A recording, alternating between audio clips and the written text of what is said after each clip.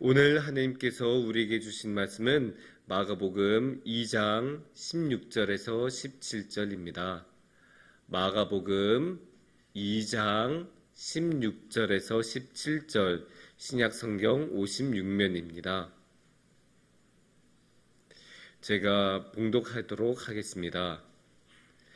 바리새인의 서기관들이 예수께서 죄인 및 세리들과 함께 잡수시는 것을 보고 그의 제자들에게 이르되 어찌하여 세리 및 죄인들과 함께 먹는가? 예수께서 들으시고 그들에게 이르시되 건강한 자에게는 의사가 쓸데없고 병든 자에게라야 쓸데있느니라. 나는 의인을 부르러 온 것이 아니오 죄인을 부르러 왔노라 하시니라. 아멘.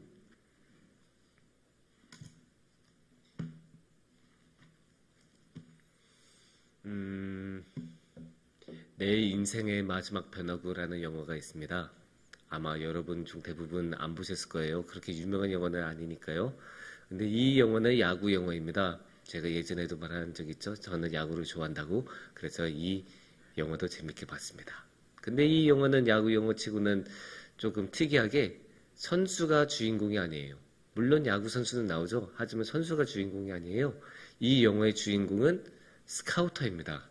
스카우트, 조금 생소할 수 있는데 스카우트 한다는 말 우리 하잖아요. 그러니까 어떤 선수를 우리 팀에서 영입하면 좋겠다. 이게 어떤 선수를 영입하는가는 항상 팀한테 중요한데 그 높으신 분들, 단장이나 구단주 이런 분들은 그분들이 결정을 내리기는 하지만 그 많은 선수들을 다 일일이 찾아볼 수가 없잖아요. 이 세상에 얼마나 많은 선수가 있고 우리나라만 해도 야구팀 같은 경우는 고등학교 야구팀이 최소한 80개가 있고 그 일본 같은 경우는 그 고등학교 야구팀이 4,000개 정도가 있다고 하는데 그 많은 팀들을 어떻게 다 그 구단의 단장 같은 사람들이 보겠어요? 그렇게 할 수가 없죠.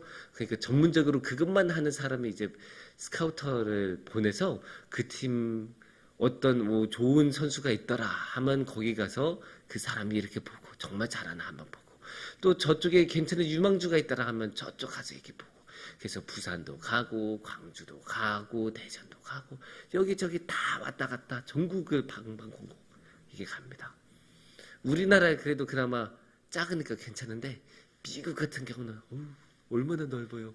그러니까 막 비행기 타고 막 제대로 잠도 못 자고 막 맨날 길에서 막 노숙하고 막 그런 일상이 스카우터들한테 있는데 이 스카우터들의 역할은 팀의 운명에 지대한 영향을 미칩니다. 농구 같은 경우는 그 마이클 조던 딱 영입하니까 시카고 불스가 6번이나 우승하고 또 그 당시 지구상에서 가장 유명하고 가장 인기 있는 팀이 되지 않았습니까? 축구 같은 경우는 리오넬 메시 쟤 너무 잘하는 것 같은데? 그래서 12살의 메시를 뺏길 수 없다 해서 식당에서 만난 다음에 식당에 냅킨에 사인받아서 그거를 계약서로 해서 딱 영입하니까 몇 년 뒤에 바르셀로나가 세상에서 가장 아름다운 축구를 하면서 세계 축구를 이끌어가는 그런 대단한 팀으로 만들기도 했죠. 그래서 이렇게 선수 한 명을 영입하고 영입하지 못하고 이게 팀의 운명을 결정하기도 합니다.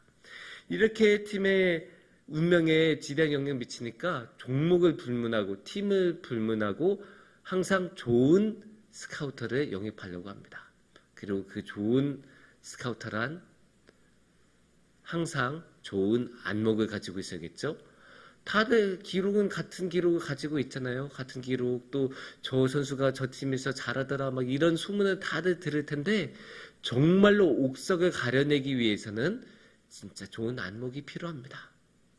그런데 이게 스카우트만 그렇겠어요? 우리 일상에도 이런 안목은 항상 필요하죠. 예를 들어 주식.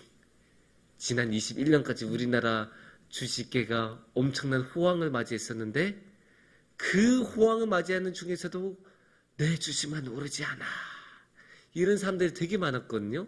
아니 다들 쟤는 뭐 하루에 100만 원 벌었대 500만 원 벌었다는데 내 거만 내 주식만 오늘도 500만 원 떨어졌어.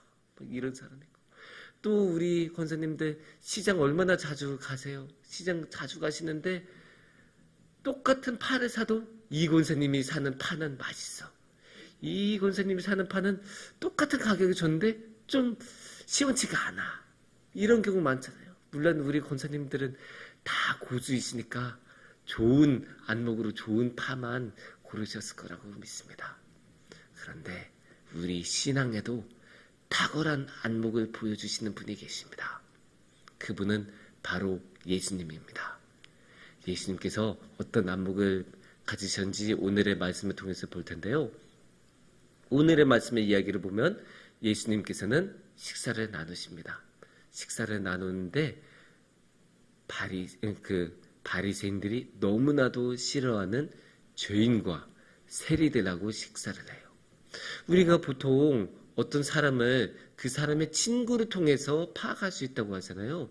끼리끼리 논다, 우리 항상 그런 이야기 하지 않습니까? 그러니까 이 사람의 친구가 이상한 사람이면 이 사람도 이상할 가능성이 높다.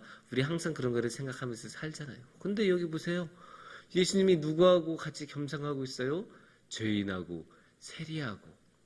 이 세리라는 것은 이제 우리나라로 치면 국세청 공무원이라고 생각을 할 수 있겠지만 그런 깔끔한 자리가 아니에요. 이 당시의 세리 같은 경우는 이 로마 제국의 앞잡이여서 이 로마 제국을 위해서 세금을 뜯어가는, 오히려 지금 우리나라로 치면 일본 시절, 그러니까 우리나라가 일본한테 지배를 당하던 시절에 순사라고 있지 않았습니까?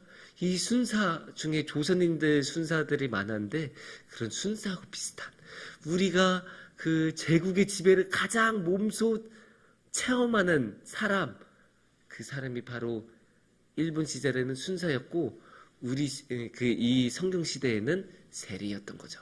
그런 세리하고 같이 예수님께서 식사를 하고 있으니까 이 서기관들은 아예 어떻게 저럴 수가 있어? 아니 저 예수님은 지금 저 사람 누군지 모르고 저러나? 이런 생각이 드니까 기가 막힌 거예요. 아니 당신도 저런 세리들하고 같은 사람이었습니까? 당신도 죄 많이 지은 사람이었습니까? 엄청나게 막 뭐라고 하는 거예요. 막 뭐라고 하는데, 왜냐면 이 사람들은 그거를 견디지를 못하는 거예요. 이 바리새인들이나 서기관들은 어떻게든 죄 안 지으려고, 어떻게든 율법대로 살려고 최대한의 노력을 하면서 사는 사람이었기 때문에 조금의 죄를 짓는 것도 싫어했는데 아예 저런 죄인들하고 같이 밥을 먹으니까 아유 어떻게 저럴 수 있지, 그렇게 화가 나는 거죠. 근데 예수님이 그에 대해서 뭐라고 하십니까? 17절에 보면 건강한 자에게는 의사가 쓸데없고 병든 자에게라야 쓸데 있느니라. 나는 의인을 부르러 온 것이 아니요 죄인을 부르러 왔노라. 이렇게 말씀하시잖아요. 예수님께서는 저 사람들 이상한 거 모르지 않아. 하지만 이 사람들 구해주러 온 거야. 이 사람들 치료해주러 온 거야. 여기서 예수님의 탁월한 안목이 나타나지 않습니까? 다른 사람들은 이 죄인들과 세리들한테서 죄만 봐요. 죄만 보고 나쁜 사람인 것만 봐요. 아니 그거 모르는 사람 누가 있어요? 다들 평범하게 똑같이 그것만 보죠. 하지만 예수님께서는 이 죄인들하고 세리들 안에서 이 사람들 이 죄 고쳐주면 이 사람도 다시 좋은 사람들 될 수 있는데, 이 생각이 예수님한테는 있는 거예요. 아니 이 사람들도 그래도 회개받고 구원받게 해줘야 되는데 그 마음이 예수님 마음 안에 너무나 강하게 있는 거예요.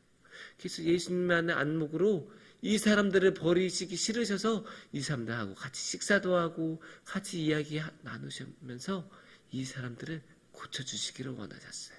마치 의사처럼 고쳐주길 원하셨습니다. 근데 이 안목이라는 게, 이 예수님의 탁월한 안목을 갖기 위해서는 사람마다 자기만의 비법이 있어요.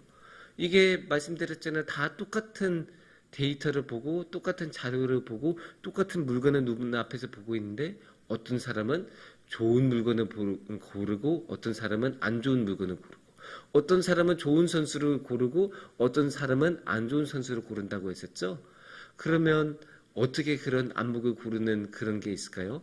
각기 자기만의 비법과 기준이 있는데, 방금 전에 앞서 예로 들었던 내 인생의 마지막 변화구라는 영화에서는 이 주인공인 스카우터는 사실 이미 눈이 침침해졌어요. 나이가 많이 들어서 그 구장에 이렇게 앉아 있어도 제대로 선수를 보지 못해요. 이미 노안이 심하게 와서. 그런데도 좋은 선수를 기가 막히게 골라내요. 어떻게 그걸 하냐? 들어서. 야구장에서 듣는 게 중요하다고? 보는 게 더 중요하지 않습니까? 라고 생각하실 수 있는데, 그 스카우터는 딱 앉아서 딱 들으면 이 선수가 딱 쳤을 때, 배트로 쳤을 때 소리를 듣고, 타격음을 듣고, 얘는 되겠다, 안 되겠다. 또 투수가 딱 공을 던졌을 때 글러브 팡 소리가 나잖아요. 그 소리가 시원하면 얘는 물건이다. 시원치 않으면 얘는 안 되겠다. 이런 비법이 다 있는 거예요. 예수님의 비법은 그럼 뭐였을까요? 예수님의 비법은 사랑. 예수님은 너무나 사랑이 많으셔서 사랑의 눈으로 봐요. 이 바리새인들은 뭘로 봐요? 그냥 율법이 기준이에요. 율법이 기준이니까 얘 죄 지었어. 얘 아웃. 얘 죄 안 지었으니까 그래. 너는 그래도 봐주만 해.